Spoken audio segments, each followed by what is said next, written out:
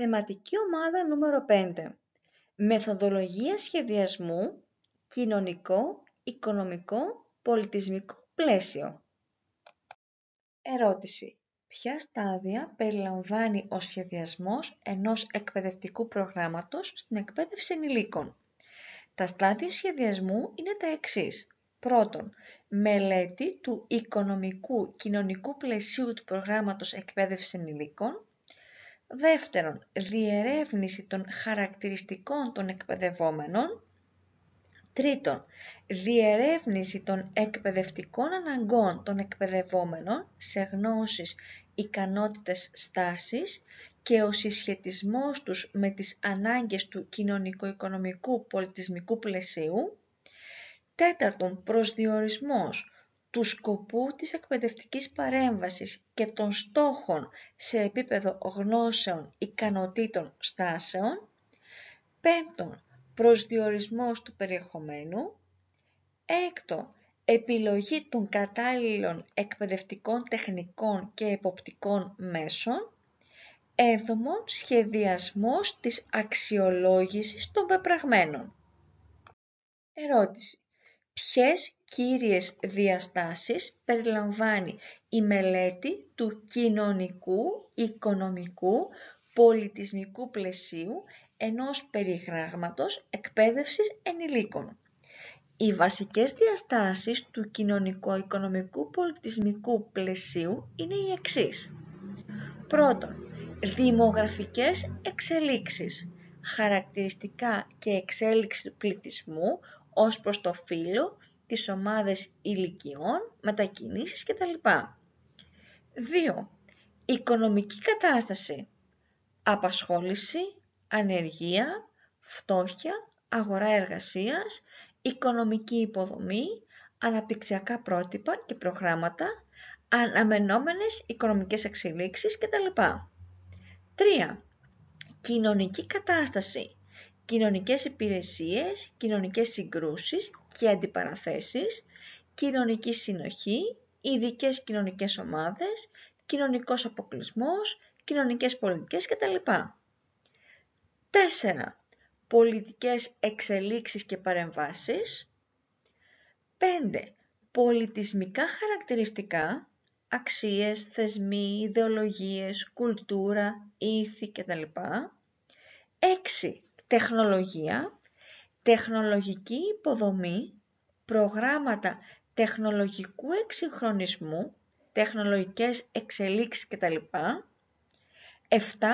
Εκπαίδευση, επίπεδο εκπαίδευσης του πληθυσμού, δίκτυα τυπικής και μη τυπικής εκπαίδευσης, θεσμικό πλαίσιο για την εκπαίδευση ενηλίκων, εκπαιδευτικές υποδομές κτλ. Ερώτηση. Ποια στοιχεία θα συλλέγατε για τη μελέτη του κοινωνικού, οικονομικού, πολιτισμικού πλαισίου κατά τον σχεδιασμό ενός προγράμματος επαγγελματικής κατάρτισης που πρόκειται να υλοποιηθεί σε μια παιδινή περιοχή και αφορά στην κατάρτιση μεταναστών?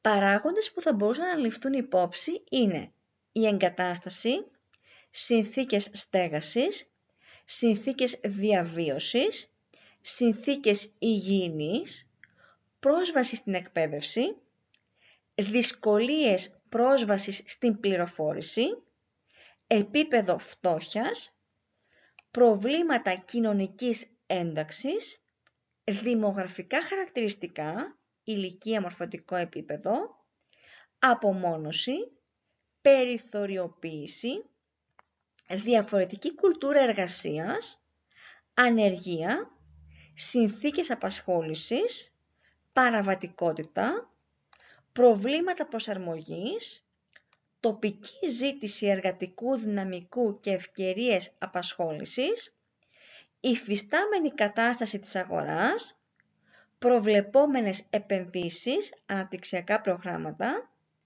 ζήτηση εργασίας σε συγκεκριμένους κλάδους, τεχνολογικές αλλαγές σε συγκεκριμένους κλάδους, επαγγέλματα και ειδικότητες σε ζήτηση, οικονομικά, γεωγραφικά και αναπτυξιακά χαρακτηριστικά της περιοχής, στοιχεία της τοπικής αγοράς εργασίας, οικονομικά μεγέθη και χαρακτηριστικά της περιοχής εφαρμογής.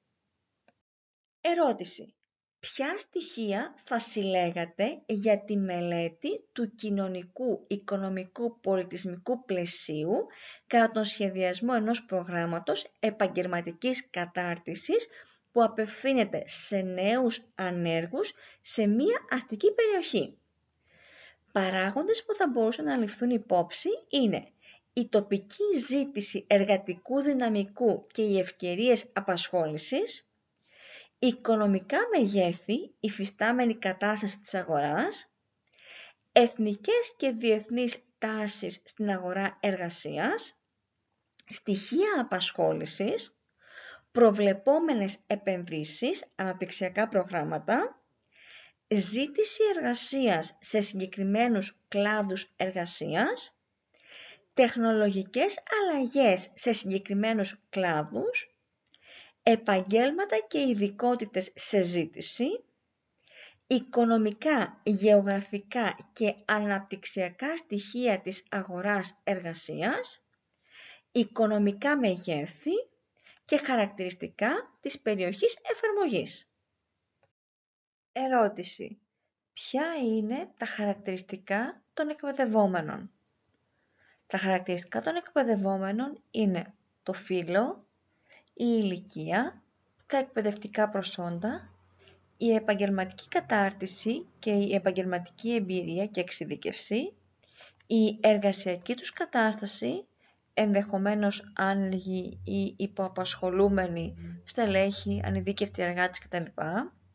Τα πολιτισμικά χαρακτηριστικά, καθώς και οι υποκειμενικές τους απόψεις για το αντικείμενο του εκπαιδευτικού προγράμματος. Ερώτηση. Με ποιον τρόπο θα προσδιορίσετε τις εκπαιδευτικές ανάγκες των ενηλίκων σε επίπεδο γνώσεων, ικανοτήτων και στάσεων, προκειμένου να διαμορφώσετε ανάλογα το περιεχόμενο και τη μεθοδολογία υλοποίησης της διδακτικής σας ενότητας? Ανάγκες σε επίπεδο γνώσεων είναι το τι χρειάζονται να μάθουν. Ανάγκες σε επίπεδο ικανοτήτων, δεξιοτήτων είναι το τι χρειάζονται να μάθουν, να κάνουν στο τέλος του εκπαιδευτικού προγράμματος. Ενώ ανάγκες σε επίπεδο στάσεων, δηλαδή αξιών, πεποιθήσεων και ανάλογων συμπεριφορών, είναι το τι από αυτές χρειάζεται να μετασχηματίσουν ώστε να γίνουν περισσότερο λειτουργικά. Προκειμένου να σχεδιαστεί μια διδακτική ενότητα, είναι απαραίτητο να διαπιστωθούν όλες αυτές οι ανάγκες των εκπαιδευόμενων. Πρόκειται για αρχική ή εκ των προτέρων διαγνωστική αξιολόγηση και είναι σημαντική διότι αξιοποιώντας τα αποτελέσματά της με συστηματικό τρόπο, κάθε εκπαιδευτική παρέμβαση μπορεί να σχεδιάζεται με τέτοιο τρόπο ώστε να προσαρμόζεται στις δυνατότητες, στις εμπειρίες και στο επίπεδο των εκπαιδευόμενων. Αν και την ευθύνη της διαγνωστικής αξιολόγησης την έχει ο αρμόδιος εκπαιδευτικός φορέας, ο εκπαιδευτής χρειάζεται να ζητά να γίνεται αυτή η αξιολόγηση εισόδου, διότι και ο ίδιος έχει την ευθύνη για την αρτιότητα της εκπαιδευτικής παρέμβασης που πρόκειται να πραγματοποιηθεί. Αξιοποιώντας τα δεδομένα, θα μπορεί να οργανώσει με πιο εμπεριστατωμένο τρόπο τον προγραμματισμό της ύλης, την κατανομή του χρόνου και τη χρήση του υλικού. Σε περίπτωση που δεν έχει γίνει αρχική αξιολόγηση πριν την έναρξη της παρέμβασης από τον αρμόδιο εκπαιδευτικό φορέα, ο εκπαιδευτής μπορεί στην πρώτη επαφή με τους εκπαιδευόμενους να κάνει μια συστηματική συζήτηση μαζί τους ή να τους δώσει ένα τεστ γνώσεων και ικανοτήτων σχετικά με το αντικείμενο της εκπαιδευτικής παρέμβασης. Τα δεδομένα που θα προκύψουν θα τα χρησιμοποιήσει για τον επανασχεδιασμό της παρέμβασης. Ερώτηση. Τι είναι οι συνειδητές, ρητές και μη ρητές και οι λανθάνουσες ή υπόρρητες ανάγκες μιας κοινωνικής ή επαγγελματικής ομάδας? πώς βοηθά τους υπεύθυνους του σχεδιασμού ενός προγράμματος η κατηγοριοποίηση αυτή στην υιοθέτηση συγκεκριμένης ερευνητικής μεθόδου για τη μελέτη και καταγραφή αυτών των αναγκών. Δώστε ένα σύντομο παράδειγμα. Οι ανάγκες των ανθρώπων δεν είναι πάντα σαφείς και προκαθορισμένες, παρότι συχνά είναι συνειδητές και πλήρως κατανοητές από τα ίδια τα άτομα. Γι' αυτό διαχωρίζονται σε συνειδητές και ρητές, συνειδητές και μη ρητές και τις λανθάνουσες υπόρρητες ανάγκες. Βάσει των παραπάνω κατηγοριών, οι υπεύθυνοι ενός εκπαιδευτικού προγράμματος ή και ο εκπαιδευτής ενηλίκων στη συνέχεια μπορούν να επιλέξουν και να χρησιμοποιήσουν τα κατάλληλα ερευνητικά εργαλεία για τη διερεύνηση των αναγκών μιας συγκεκριμένης ομάδας. Οι ανάγκες και οι στάσεις των ενδυνάμει εκπαιδευόμενων ενηλίκων μπορούν να ανιχνευτούν με συγκεκριμένες ποιοτικές και ποσοτικές μεθόδους που διαθέτουν τα αντίστοιχα ερευνητικά εργαλεία, προκειμένου να συλλεχθούν αξιόπιστα στοιχεία. Για τη διερεύνηση των συνειδητών και ρητών εκπαιδευτικών αναγκών μπορούμε να χρησιμοποιήσουμε κατάλληλο ερωτηματολόγιο. Για τη διερεύνηση των υπόρρητων αναγκών είναι καταλληλότερη η συνέντευξη ή η εκπαιδευτική βιογραφία. Δεν πρέπει να ξεχνάμε ότι οι ανάγκες συχνά δεν εκφράζονται από τα ίδια τα άτομα, τουλάχιστον όχι με άμεσο τρόπο, για λόγους προσωπικούς, κοινωνικούς, πολιτισμικούς κτλ. Για παράδειγμα, μία νεαρή τσιγκάνα που ενδεχομένως επιθυμεί να συμμετέχει σε μία εκπαιδευτική διαδικασία, δεν είναι σύνηθες να προβάλλει ένα τόσο ξεκάθαρο αίτημα. Το πολιτισμικό και κοινωνικό της περιβάλλον ενδεχομένως όχι μόνο δεν το θεωρεί απαραίτητο, αλλά συχνά το επικρίνει ή και το απορρίπτει. Συνεπώς, στην περίπτωση αυτή θα ήταν κατάλληλη μάλλον μια ημιδομημένη ανώνυμη συνέντευξη ή σε ορισμένες περιπτώσεις η μέθοδος της εκπαιδευτικής βιογραφίας. Ερώτηση. Να περιγράψετε συνοπτικά την διαδικασία διαπραγμάτευσης των εκπαιδευτικών αναγκών των εκπαιδευόμενων. Συγκεκριμένα να αναφέρετε από ποιους και με ποιο στόχο υλοποιείται, ποια είναι η συμβολή της στην εκπαιδευτική διεργασία και ποιες είναι οι προϋποθέσεις για την πραγματοποίηση και ολοκλήρωσή της. Στο πλαίσιο του σχεδιασμού και της υλοποίησης ενός εκπαιδευτικού προγράμματος, μετά από την διερεύνηση και καταγραφή των εκπαιδευτικών αναγκών που πραγματοποιείται από τα στελέχη του εκπαιδευτικού φορέα, ακολουθεί η διαπραγμάτευσή τους από τον εκπαιδευτή στο πλαίσιο της ομάδας των εκπαιδευόμενων. Ο κύριος στόχος της διαπραγμάτευσης αναγκών είναι να τεθούν προτεραιότητες με συγκεκριμένα κριτήρια, προκειμένου να συγκεκριμενοποιηθούν και να προσαρμοστούν οι στόχοι, το περιεχόμενο και οι εκπαιδευτικές τεχνικές στα ειδικά χαρακτηριστικά της ομάδας των εκπαιδευόμενων. Η διαπραγμάτευση των εκπαιδευτικών αναγκών είναι αναπόσπαστο μέρος της εκπαιδευτικής διεργασίας. Συμβάλλει όχι μόνο στον ακριβή και ρεαλιστικό προσδιορισμό του περιεχομένου του προγράμματος, αλλά και στην αναδιατύπωση ατομικών και συλλογικών αναγκών στην διάρκεια του και ενισχύει τη συμμετοχή των εκπαιδευόμενων. Τέλος, συμβάλλει στην υπέρβαση των αντιπαραθέσεων και των συγκρούσεων εντός της ομάδας με στόχο την επίτευξη πιο ολοκληρωμένων μαθησιακών αποτελεσμάτων. Οι προϋποθέσεις για τη διαπραγμάτευση των αναγκών και την επεξεργασία των αποτελεσμάτων της σχετίζονται με πρώτον, τη θετική στάση των συντελεστών του προγράμματος και των εκπαιδευτών, δεύτερον, την εξειδίκευση και την κατάρτισή τους, τρίτον, τη διάχυση των αποτελεσμάτων από τη διερεύνηση των εκπαιδευτικών αναγκών προς τους ίδιους τους εκπαιδευόμενους και την ανάπτυξη του διαλόγου. Ερώτηση. Γιατί η διερεύνηση και η διαπραγμάτευση των εκπαιδευτικών αναγκών των ενήλικων εκπαιδευόμενων θεωρείται καθοριστικής σημασίας ζήτημα για την επιτυχή ολοκλήρωση ενός προγράμματος εκπαίδευσης ενηλίκων?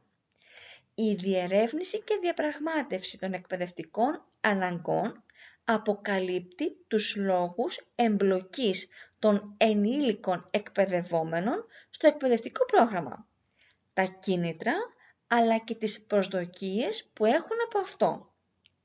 Τα στοιχεία αυτά είναι απαραίτητα για τη σύναψη του μαθησιακού συμβολαίου, το οποίο θα ισχύει καθ' όλη την εκπαιδευτική διαδικασία.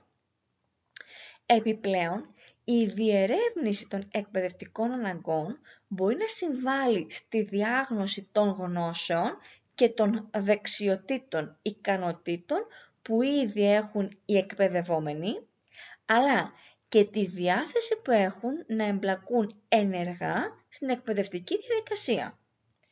Η αξιοποίηση των γνώσεων και εμπειριών που φέρουν μαζί τους οι εκπαιδευόμενοι, καθώς και η ενεργητική συμμετοχή τους, αποτελούν θεμελιώδεις αρχές στον τρόπο με τον οποίο μαθαίνουν οι ενήλικοι. Επίσης, η διαπραγμάτευση αναγκών αποτελεί μια διεργασία κριτικής σύνθεσης των ατομικών αναγκών και διαμόρφωσης συλλογικών αναγκών στο πλαίσιο της ομάδας μάθησης. Διαπραγμάτευση εκπαιδευτικών αναγκών. Η διερεύνηση των εκπαιδευτικών αναγκών πραγματοποιείται στο επίπεδο της ομάδας στόχου από ερευνητές, καθώς και στο επίπεδο της ομάδας εκπαίδευσης από τους εκπαιδευτές. Ωστόσο, τελικά το περιεχόμενο του εκπαιδευτικού προγράμματος θα πρέπει να ανταποκρίνεται όχι μόνο στις εκπαιδευτικές ανάγκες και στα ενδιαφέροντα των εκπαιδευόμενων, αλλά και στις προτεραιότητες του φορέα τους, καθώς και του φορέα εκπαίδευσης ενηλίκων ή του φορέα χρηματοδότησης του προγράμματος. Επίσης, είναι σαφές ότι κάθε πρόγραμμα εκπαίδευσης ενηλίκων πραγματοποιείται σε ένα συγκεκριμένο κοινωνικό, οικονομικό και πολιτισμικό περιβάλλον. Συνεχώς, πρέπει να βρεθεί μια ισορροπία μεταξύ των ενδιαφερόντων του ατόμου και των ζητημάτων που αφορούν όλη την κοινωνία. Αυτή την ισορροπία εναπόκειται στον εκπαιδευτή να την προωθήσει σε συνεχή διάλογο με τους εκπαιδευόμενους, αναπτύσσοντας διεργασίες διαπραγμάτευσης. Οι εκπαιδευόμενοι είναι αναγκαίο να ενημερώνονται για τα αποτελέσματα της διερεύνησης εκπαιδευτικών αναγκών που τους αφορούν. Ο διάλογος για τις εκπαιδευτικές ανάγκες και τα ενδιαφέροντά τους συμβάλλει αφενός στην επεξεργασία τους από τους ίδιους τους συμμετέχοντες και στην πιθανή ιεράρχησή τους, αφετέρου στη συνειδητοποίηση των δυνατοτήτων τους, των διαθέσιμων πόρων και των περιορισμών που επιβάλλει το κοινωνικό, οικονομικό και πολιτισμικό περιβάλλον, καθώς και το θεσμικό πλαίσιο και ο φορέας υλοποίησης του προγράμματος εκπαίδευσης ενηλίκων. Αυτά τα σημαντικά δεδομένα είναι αναγκαίο να συζητηθούν ώστε οι εκπαιδευόμενοι να κατανοήσουν ότι έχουν ως ένα βαθμό εσωτερικεύσει τις ιδεολογίες, τις προτιμήσεις και επιθυμίες που υπαγορεύονται από το περιβάλλον τους, καθώς επίσης να αντιληφθούν τις δυνατότητες και τους περιορισμούς της κατάστασης. Χρειάζεται λοιπόν οι συμμετέχοντες να βοηθούνται να αντιλαμβάνονται κριτικά τις αιτίες από τις οποίες προέκυψαν οι ανάγκες τους, τις ρίζες δηλαδή της κοσμοαντίληψής τους που είναι προϊόντα των πολιτισμικών επιρροών που έχουν εσωτερικεύσει. Η συνεργασία του εκπαιδευτή με τους εκπαιδευόμενους στο πλαίσιο της διαπραγμάτευσης στηρίζεται είτε στη θεσμική ισχύ του, είτε στην αποδοχή του εκ μέρους των εκπαιδευόμενων. Όπως διακρίνουμε στο σχήμα, η δύναμη επιρροής του εκπαιδευτή αυξάνεται όσο αυξάνεται η αποδοχή του και περιορίζεται η άσκηση εξουσίας εκ μέρους του. Η διαπραγμάτευση των αναγκών αποτελεί μέρος της εκπαίδευσης και της διεργασίας συγκρότησης της ομάδας των εκπαιδευόμενων, η οποία σταδιακά ανασυνθέτει κριτικά τις ανάγκες των μελών της και διαμορφώνει συλλογικές ανάγκες.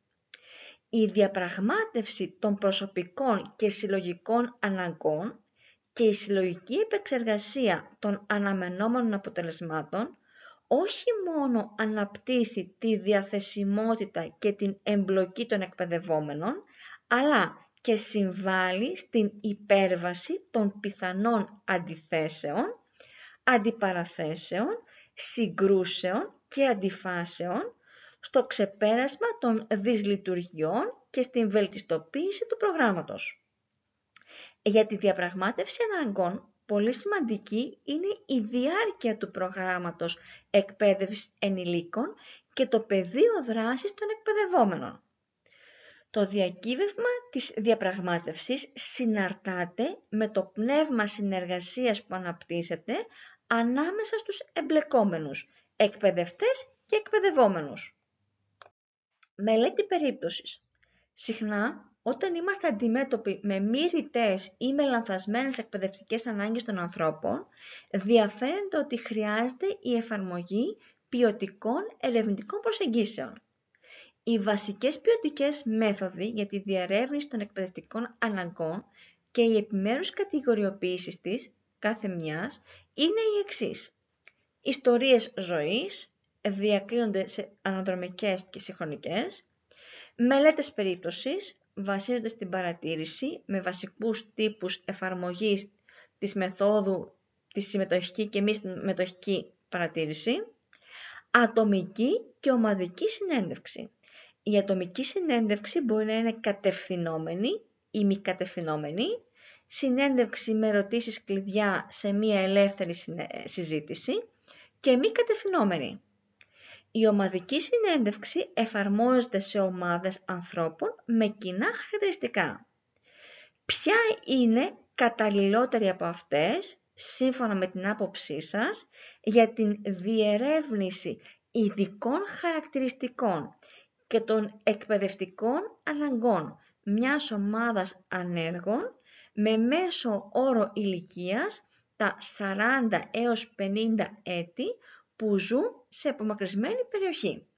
Αιτιολογήστε την απάντησή σας.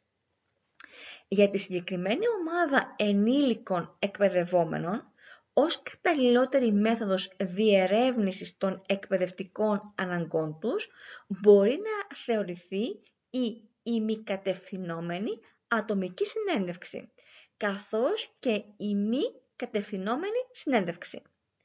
Στα πλαίσια μιας ελεύθερης συζήτησης και με τις παρεμβάσεις του ερευνητή, οι συγκεκριμένοι ερωτώμενοι μπορούν να αισθανθούν ασφάλεια και να εκθέσουν τους προβληματισμούς και τις δυσκολίες τους με άνεση, κάτι που δεν είναι εύκολο στην ομαδική συνέντευξη. Άλλωστε, ο στενός κοινωνικός περίγυρος συνήθως δυσκολεύει τους ανθρώπους να εκφραστούν. Επομένως, μία άμεση προσωπική επαφή που θα καθοδηγείται εν μέρει από τον ερευνητή, ο οποίος θέτει συγκεκριμένους στόχους και κατευθύνσεις, μπορεί να είναι πολύ βοηθητική στην καταγραφή των εξατομικευμένων αναγκών της συγκεκριμένης ομάδας, στο κοινωνικό-οικονομικό πλαίσιο και στο ιδιαίτερο πολιτισμικό και αξιακό περιβάλλον της. Ερώτηση. Ποια είναι η διαφορά μεταξύ σκοπού και των στόχων μιας διδακτικής ενότητας? Γιατί είναι σημαντική η σαφής διατύπωση των διδακτικών στόχων? Σε ποια επίπεδα ταξινομούνται οι στόχοι μιας διδακτικής ενότητας? ποιους παράγοντες λαμβάνει υπόψη του ένας εκπαιδευτής ενηλίκων για τη διατύπωση των στόχων μιας διδακτικής ενότητας. Με βάση το σκοπό και το περιεχόμενο ενός προγράμματος κατάρτισης, καθορίζονται αναλυτικά και με σαφήνεια οι διδακτικοί στόχοι της κάθε διδακτικής ενότητας. Προσδιορίζονται δηλαδή τα συγκεκριμένα αποτελέσματα που επιδιώκουμε από την διδασκαλία των μαθημάτων κάθε ενότητας. Οι στόχοι αυτοί πρέπει να ανταποκρίνονται στις εκπαιδευτικές ανάγκες που το πρόγραμμα επιδιώκει να καλύψει και ταυτόχρονα να αντιστοιχούν στις πραγματικές δυνατότητες των εκπαιδευόμενων. Η σαφής διατύπωση των διδακτικών στόχων αποτελεί το θεμέλιο λίθο της αποτελεσματικότητας κάθε διδακτικής ενότητας, για τον εξής απλό λόγο. Αν δεν γνωρίζει ο εκπαιδευτής, αλλά και οι εκπαιδευόμενοι, εκ των προτέρων και με σαφήνεια τι θέλουν να έχουν πετύχει μετά την ολοκλήρωση μιας διδακτικής ενότητας, οι πιθανότητες εσφαλμένων επιλογών κατά τη διδασκαλία της είναι μεγάλες. Οι στόχοι κάθε διδακτικής ενότητας αποτελούν το πλαίσιο με βάση το οποίο οι εκπαιδευτές είναι σε θέση να καθορίσουν και να οργανώσουν το αναλυτικό της περιεχόμενο, που είναι γνωστό ως διδακτέα ύλη. Να διαλέξουν τις κατάλληλες για τη συγκεκριμένη διδακτική ενότητα εκπαιδευτικές τεχνικές και να επιλέξουν ή να αναπτύξουν όπου δεν είναι διαθέσιμα τα αναγκαία εκπαιδευτικά μέσα. Επιπλέον, οι στόχοι κάθε διδακτικής ενότητας και ο βαθμός επίτευξής τους αποτελούν το πλαίσιο για τη διατύπωση των κριτηρίων και την επιλογή των μέσων και των μεθόδων της αξιολόγησης μετά την ολοκλήρωση της διδασκαλίας ή και μετά τη λήξη του προγράμματος κατάρτισης. Επομένως, ο καθορισμός και η διατύπωση των στόχων μιας διδακτικής ενότητας, καθώς και το αποτέλεσμα της διδασκαλίας της, είναι αλληλένδετα. Γι' αυτό είναι πάρα πολύ σημαντικό να κατανοήσουν οι εκπαιδευτές τη σπουδαιότητα του καθορισμού, αλλά και της σωστής διατύπωσης των στόχων μιας διδακτικής ενότητας. Εδώ πρέπει να επισημανθεί η διαφορά ανάμεσα στο σκοπό ενός προγράμματος κατάρτισης και στους στόχους μιας διδακτικής ενότητας, επειδή πολύ συχνά υπάρχει σύγχυση για τις δύο αυτές έννοιες. Ο σκοπός ενός προγράμματος κατάρτισης είναι μια γενική δήλωση προθέσεων, η οποία μπορεί να μην αναφέρεται στα αναμενόμενα αποτελέσματα με σαφή και αναλυτικό τρόπο. Για παράδειγμα, σκοπός του προγράμματος είναι η εκπαίδευση ανέργων στο θέμα Χ, ώστε να διευκολυνθεί η είσοδός τους στην αγορά εργασίας. Αντίθετα, ο στόχος μιας διδακτικής ενότητας αναφέρεται στα επιδιωκόμενα αποτελέσματα της διδασκαλίας της με σαφή και αναλυτικό τρόπο. Για παράδειγμα, στόχος της διδακτικής ενότητας είναι η απόκτηση γνώσεων και ικανοτήτων, οι οποίες επιτρέπουν τον χειρισμό μηχανήματος κοπής. Ή στόχος της διδακτικής ενότητας είναι η απόκτηση γνώσεων και ικανοτήτων που επιτρέπουν την αποτελεσματική επικοινωνία των εργαζομένων μέσα στην επιχείρηση, καθώς και η ανάπτυξη θετικής στάσης εκ μέρους τους ως προς τη σημασία της δημιουργικής επικοινωνίας. Επίπεδα των διδακτικών στόχων. Οι στόχοι μιας διδακτικής ενότητας ταξινομούνται σύμφωνα με τις κυρίαρχες τάσεις της διεθνούς βιβλιογραφίας και πρακτικής σε τρία επίπεδα. Α. Επίπεδο των γνώσεων. Ποιες γνώσεις θα αποκτήσουν οι εκπαιδευόμενοι και ποιες ικανότητες θα αναπτύξουν, οι οποίες σχετίζονται με την απόκτηση και αξιοποίηση της γνώσης. Ικανότητες κατανόησης, ανάλυσης, σύνθεσης, αξιολόγησης.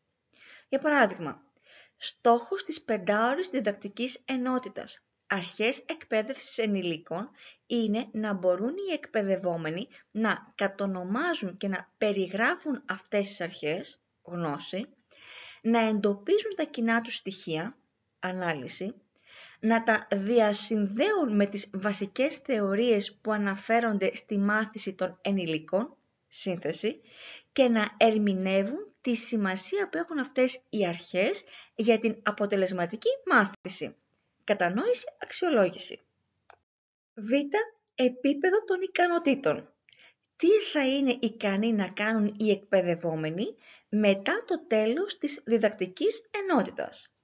Παράδειγμα, στόχος της παραπάνω διδακτικής ενότητας είναι να μπορούν οι εκπαιδευόμενοι να εφαρμόσουν αποτελεσματικά αυτές τις αρχές όταν αργότερα θα εκπαιδεύσουν ενηλίκους.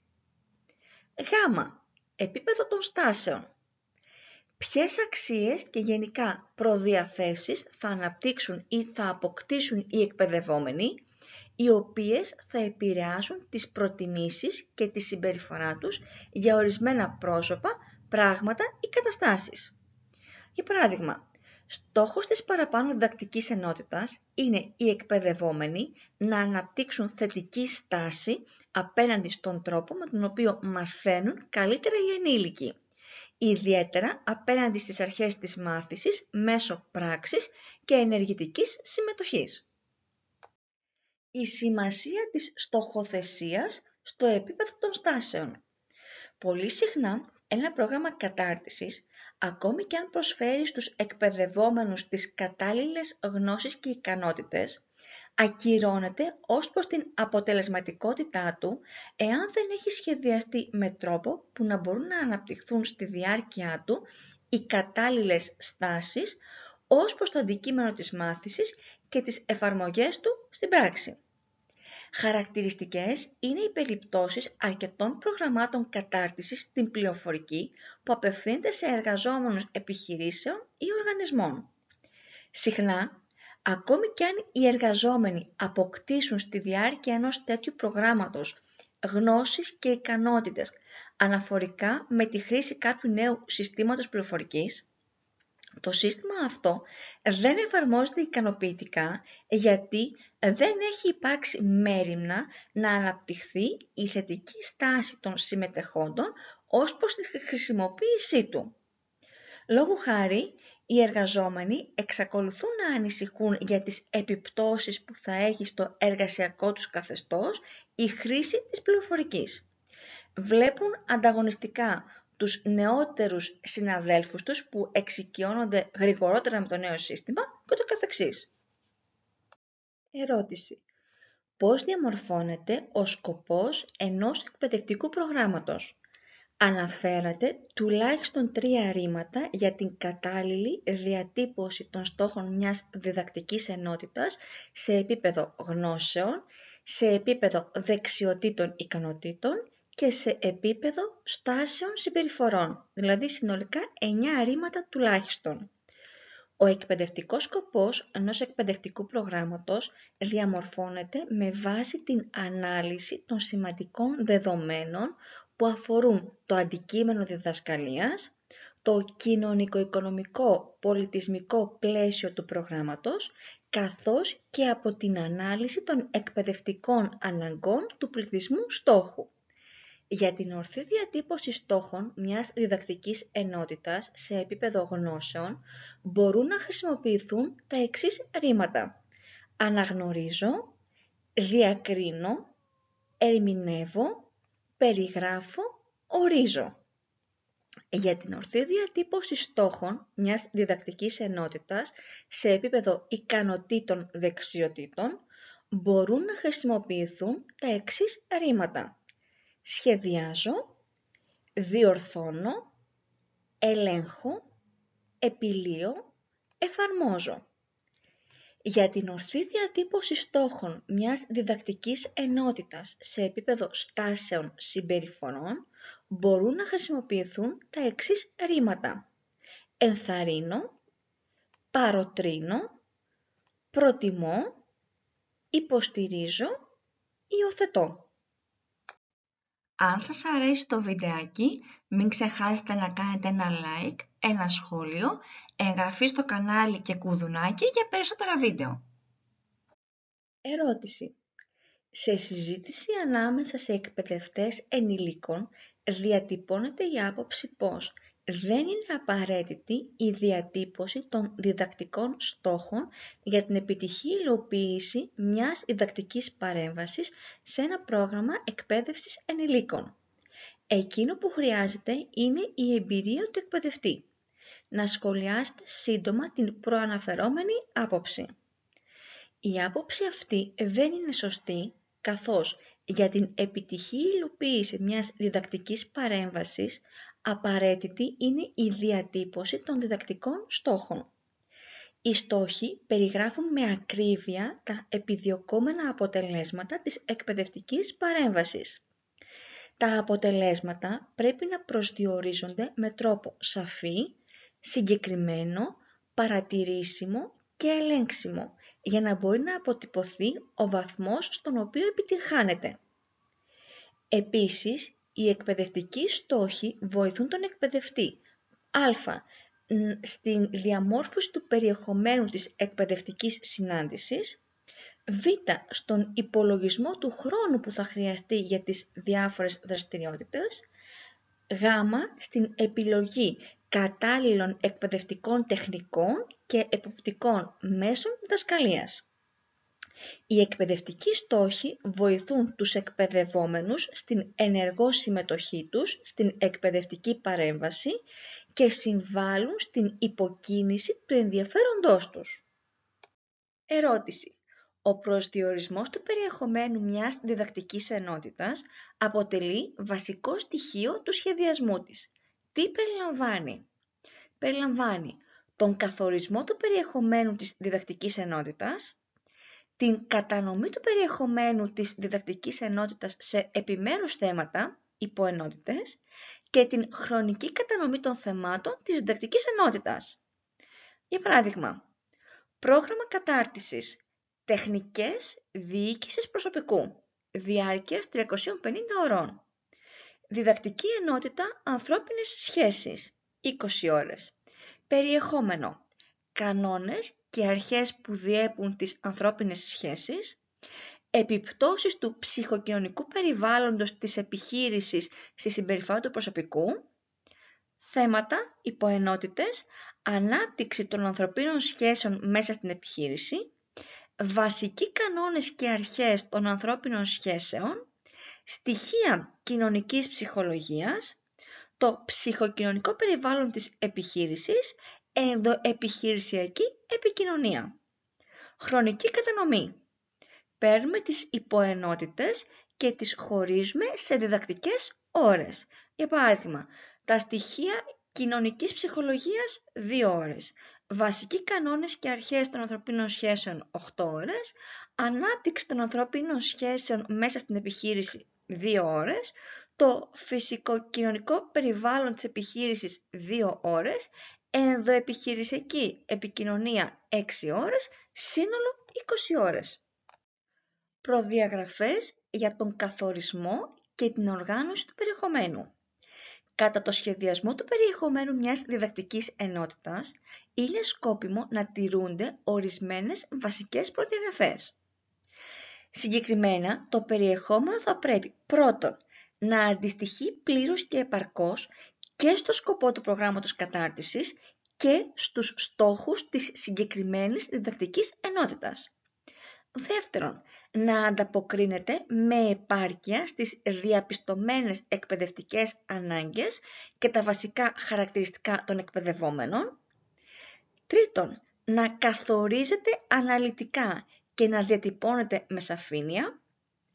Τέταρτον, να χαρακτηρίζεται από συνέπεια, έλλειψη αντιφάσεων και πληρότητα στην επιλογή, ταξινόμηση και οργάνωση του περιεχομένου των επιμέρους θεμάτων που το συγκροτούν.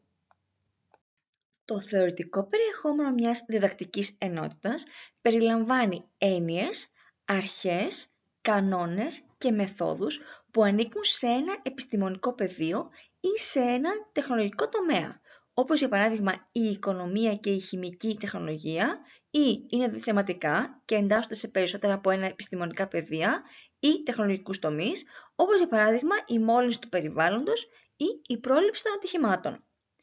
Το πρακτικό περιεχόμενο μιας διδακτικής ενότητας περιλαμβάνει επιστημονικές ή τεχνολογικές εφαρμογές ή τύπους εργασιών ή επαγγελματικές δεξιότητες μιας επαγγελματικής δραστηριότητας, όπως οι εφαρμογές της ψυχολογίας στη διαφήμιση προϊόντων, η συντήρηση μηχανημάτων κλιματισμού, η τήρηση αρχείου αποθήκης, η έκδοση τιμολογίων, η επεξεργασία κειμένου σε ηλεκτρονικό υπολογιστή.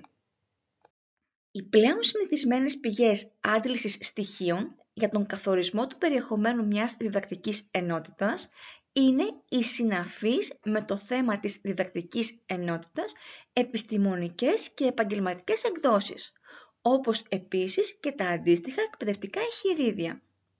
Στις βιβλιοθήκες Υπουργείων, οργανισμών, επαγγελματικών ενώσεων και ενώσεων εργοδοτών μπορούν να αναζητηθούν τα αναγκαία στοιχεία. Στο διαδίκτυο μπορεί επίσης να εντοπιστούν ιστοσελίδες οι οποίες περιέχουν πληροφορίες που μπορούν να φανούν χρήσιμες.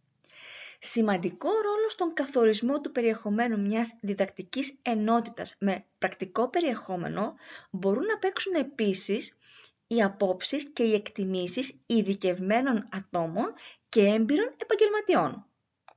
Για να θεωρηθεί όμως ολοκληρωμένος ο καθορισμός του περιεχομένου μιας διδακτικής ενότητας, πρέπει να ληφθούν υπόψη αν υπάρχουν τα δεδομένα αξιολογήσεων της ίδιας αυτής διδακτικής ενότητας ή και άλλων διδακτικών ενοτήτων με συναφές περιεχόμενο, τα οποία προέρχονται από προηγούμενη διδασκαλία της σε εκπαιδευόμενους με τα ίδια χαρακτηριστικά.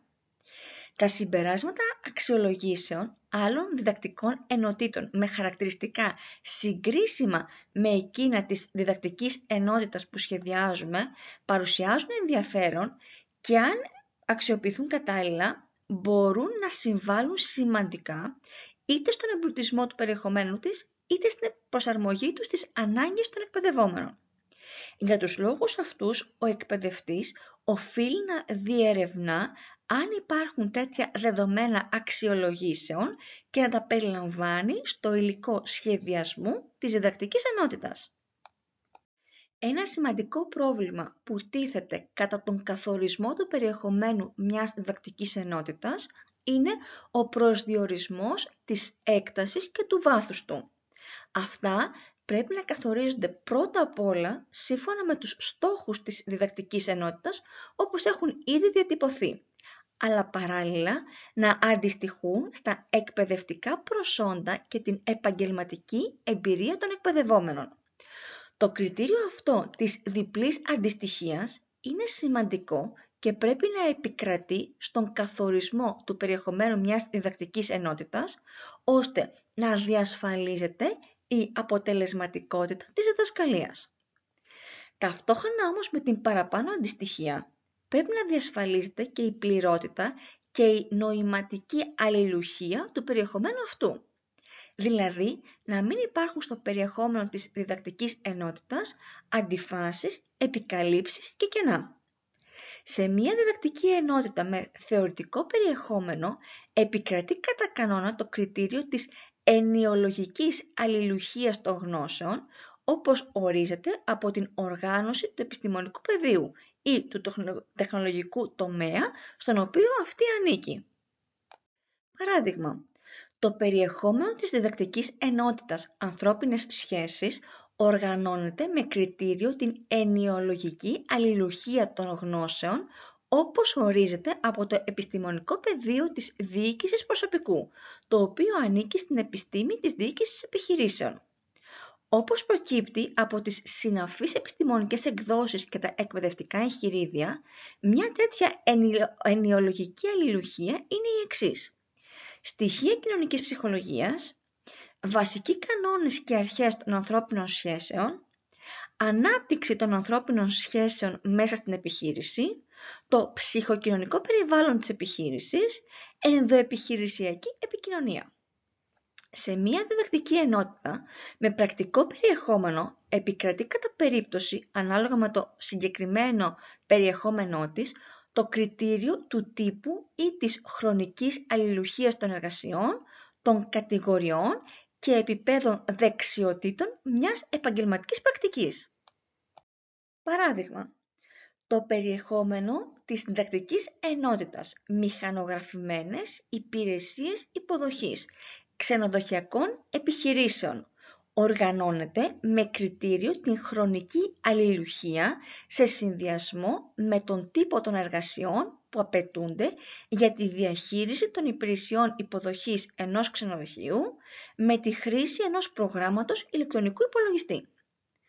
Όπως προκύπτει από τις συναφείς επαγγελματικές εκδόσεις και τις απόψεις έμπειρων επαγγελματιών, οι εργασίες αυτές ακολουθούν την εξής σειρά: κρατήσεις δωματίων, αφίξεις και αναχωρήσεις πελατών, διαχείριση και έκδοση λογαριασμών, καταγραφή και ανάλυση στατιστικών στοιχείων κίνησης πελατών, αρχεία πελατών. Τέλος, η χρονική κατανομή του περιεχομένου μιας διδακτικής ενότητας σε επιμέρους θέματα, υποενότητες, μέσα στο συνολικά διαθέσιμο χρόνο, αποτελεί καθοριστικό παράγοντα για τη διασφάλιση της αποτελεσματικότητας της διδασκαλίας της. Η κατανομή αυτή γίνεται με βάση τους διατυπωμένους στόχους της και τις διαπιστωμένες εκπαιδευτικές ανάγκες των εκπαιδευόμενων, αλλά και πάντοτε σε συνάρτηση με τυχόν πρακτικούς περιορισμούς του προγράμματος.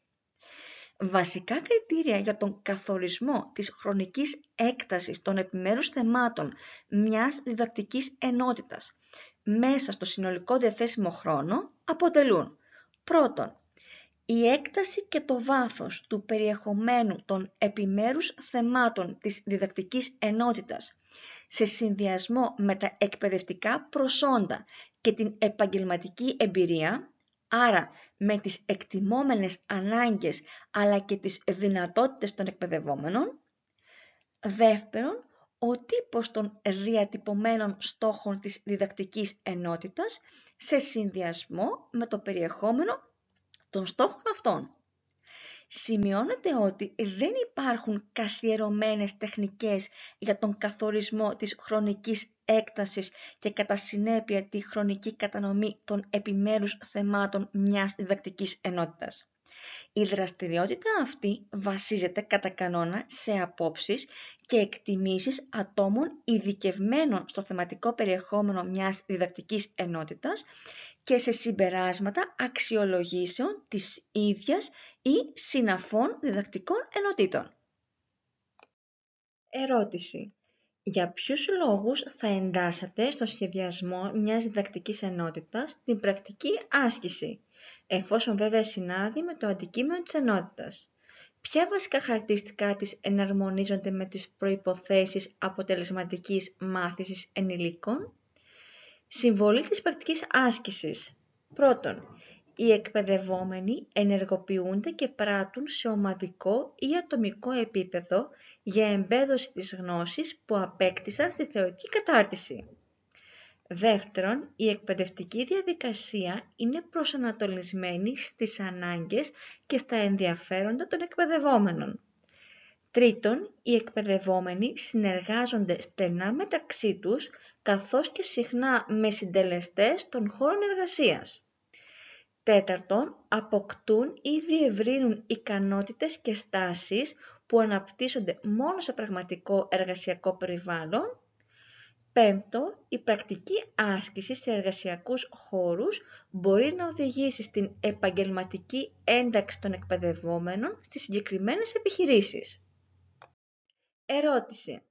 Υποθέστε ότι μία διδακτική ενότητα περιλαμβάνει πρακτική άσκηση των εκπαιδευόμενων. Ποιες ενέργειες πρέπει να κάνει ο εκπαιδευτής κατά τον σχεδιασμό της? Ο εκπαιδευτής έρχεται σε επαφή με τον επιστημονικό υπεύθυνο του προγράμματος και με τον επόπτη της πρακτικής άσκησης, ο οποίος έχει τη συνολική ευθύνη της υλοποίησής της. Από κοινού προσδιορίζουν το χώρο, τις ειδικές συνθήκες, το ωράριο, τα διαθέσιμα μέσα, τον εξοπλισμό και την εξειδίκευση των όρων υλοποίησης της άσκησης. Στο πλαίσιο των επαφών αυτών, ο εκπαιδευτής αντλεί τις απαραίτητες πληροφορίες σχετικά με τις ανάγκες, τα χαρακτηριστικά και τις δυνατότητες των εκπαιδευόμενων, καθώς και για τις ανάγκες και τη λειτουργία της επιχείρησης που θα τους υποδεχτεί. Ερώτηση. Πώς μπορεί ένας εκπαιδευτής θεωρητικής κατάρτισης στο σχεδιασμό της διδακτικής ενότητας να συμβάλλει στη σύνδεση κατάρτισης και απασχόλησης? Πρώτον, να σχεδιάσει ασκήσεις που να αντικατοπτρίζουν τις πρόσφατες εξελίξεις στο συγκεκριμένο αντικείμενο. Δεύτερον, να επιλέξει εκπαιδευτικές τεχνικές που προωθούν την ενεργητική συμμετοχή και εξοικειώνουν τους εκπαιδευόμενους με τις συνθήκες που θα συναντήσουν στο εργασιακό περιβάλλον, προσομοίωση, παιχνίδι ρόλων, επίδειξη κτλ. Τρίτον, να εντάξει στον σχεδιασμό την αξιοποίηση εποπτικών μέσων τα οποία θα διευκολύνουν τη σύνδεση της ενότητας με τους χώρους παραγωγής και τις συνθήκες που επικρατούν στην αγορά εργασίας.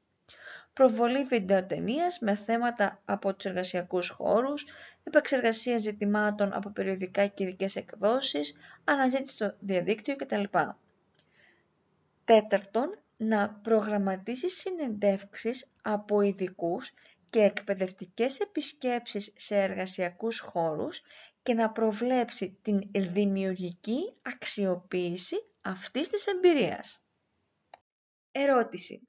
Στο πλαίσιο του σχεδιασμού μιας διδακτικής ενότητας, ποιες είναι οι προδιαγραφές για την επιλογή των εκπαιδευτικών τεχνικών και των εκπαιδευτικών μέσων?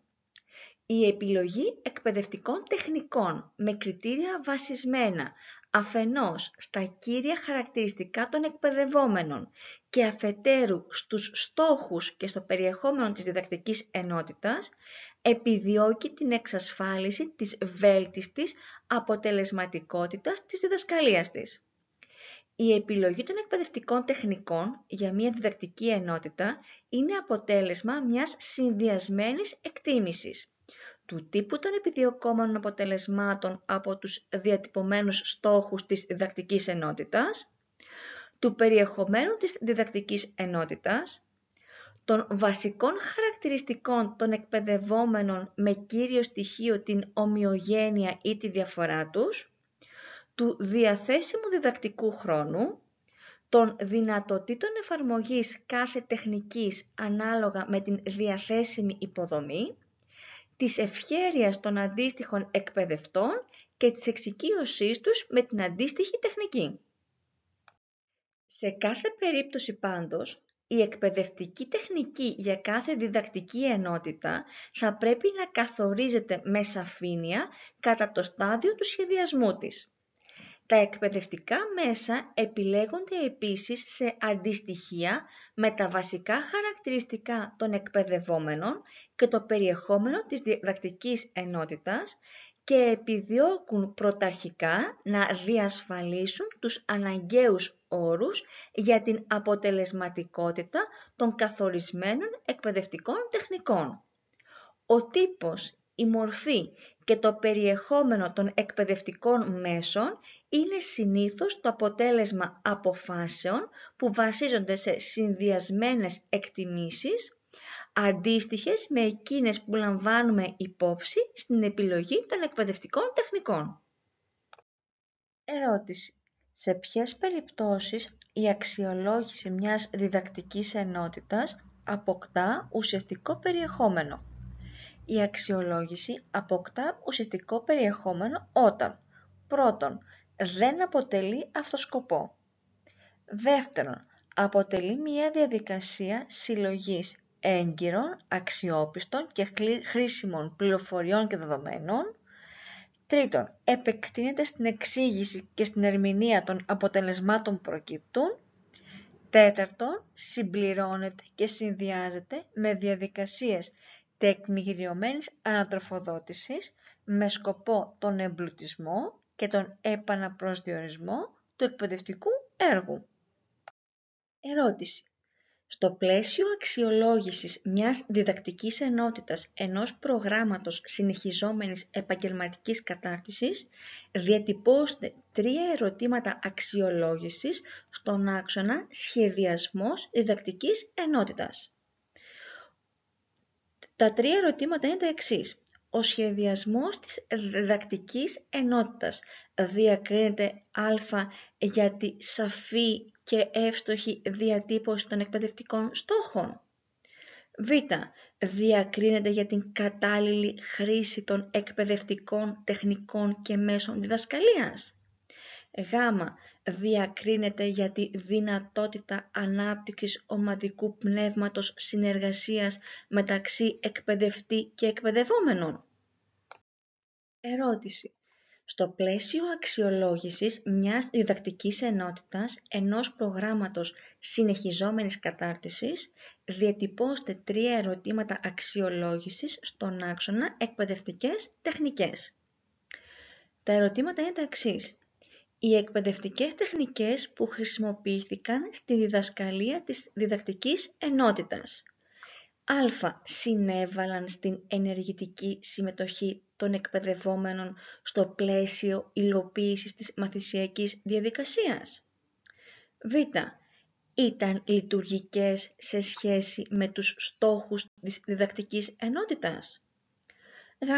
Ήταν λειτουργικές σε σχέση με τις εκπαιδευτικές ανάγκες και τα ιδιαίτερα χαρακτηριστικά των εκπαιδευόμενων. Ερώτηση. Στο πλαίσιο αξιολόγησης μιας διδακτικής ενότητας ενός προγράμματος συνεχιζόμενης επαγγελματικής κατάρτισης, διατυπώστε 3 ερωτήματα αξιολόγησης στον άξονα μέσα διδασκαλίας. Τα 3 ερωτήματα που μπορούμε να διατυπώσουμε είναι τα εξής. Τα μέσα διδασκαλίας που χρησιμοποιήθηκαν στη διδασκαλία της διδακτικής ενότητας. Α. Ήταν αλληλεπιδραστικά. Β. Ήταν λειτουργικά σε σχέση με τους στόχους της διδακτικής ενότητας. Γ. Διευκόλυναν τους εκπαιδευόμενους στην απόκτηση νέας γνώσης. Ερώτηση. Γιατί και με ποιον τρόπο γίνεται ενδεχομένως ανασχεδιασμός μιας διδακτικής ενότητας. Κάθε ομάδα είναι μοναδική και επομένως απρόβλεπτη στις αντιδράσεις της. Ο εκπαιδευτής πρέπει να έχει την ετοιμότητα να προσαρμόζει τον σχεδιασμό του σύμφωνα με τα νέα δεδομένα, αξιοποιώντας εναλλακτικά σχέδια και διαδικασίες. Όσο σημαντικός είναι ο σχεδιασμός, άλλο τόσο σημαντική είναι η ετοιμότητα του εκπαιδευτή να τον αλλάξει ή και να τον προσαρμόσει με κατάλληλο τρόπο. Ο σχεδιασμός γίνεται για να υπηρετήσει την ομάδα, όχι για να υπηρετήσει η ομάδα τον σχεδιασμό. Έτσι, στον αρχικό σχεδιασμό πρέπει να προβλεφθεί στην εναρκτήρια συνάντηση, να ζητηθεί από τους εκπαιδευόμενους να εκφράσουν τις προσδοκίες και τους στόχους τους, τις ανησυχίες που τυχόν έχουν, τις απόψεις τους για το περιεχόμενο και την μεθοδολογία που θα ακολουθηθεί. Με βάση τη συζήτηση που θα γίνει, θα γίνουν τροποποιήσεις στον σχεδιασμό της εκπαιδευτικής παρέμβασης, ώστε αυτός να συνδεθεί με τις ανάγκες των εκπαιδευόμενων. Αυτά για σήμερα. Μην ξεχάσετε να κάνετε ένα like, ένα σχόλιο και εγγραφή στο κανάλι για περισσότερα βίντεο. Γεια σας!